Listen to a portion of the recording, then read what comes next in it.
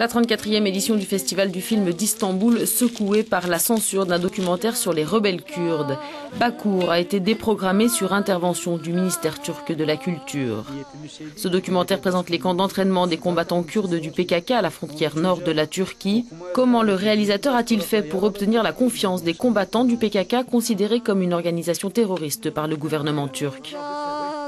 Ben 1985 yılından beri gazetecilik yapıyorum ve bu gazetecilik yaptığım süre içerisinde Je suis journaliste depuis 1985.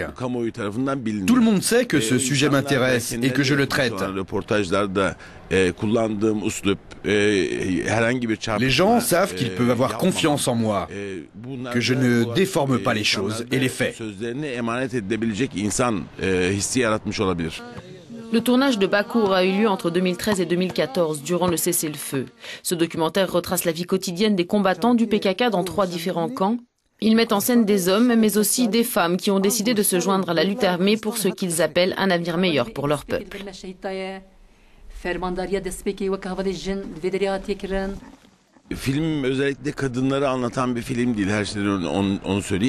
Je veux préciser que ce film ne se focalise pas que sur les femmes, même si nous sommes allés dans les camps du PKK en Turquie et que nous les avons interviewés aussi. Nous voulions aussi montrer leur réalité, leurs attentes.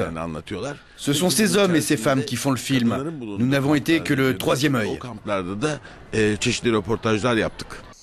Le tournage a été très dur. L'équipe du film a dû arpenter des sentiers montagneux très dangereux, parfois en altitude et avec un faible taux d'oxygène.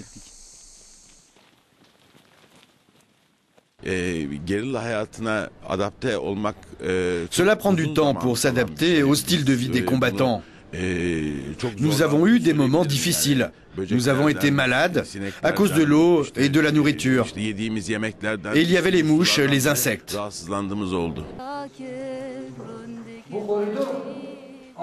Bakour dresse un portrait intime des combattants du PKK. Ils s'immergent dans leur vie, leurs croyances et leurs longs combats contre l'armée turque.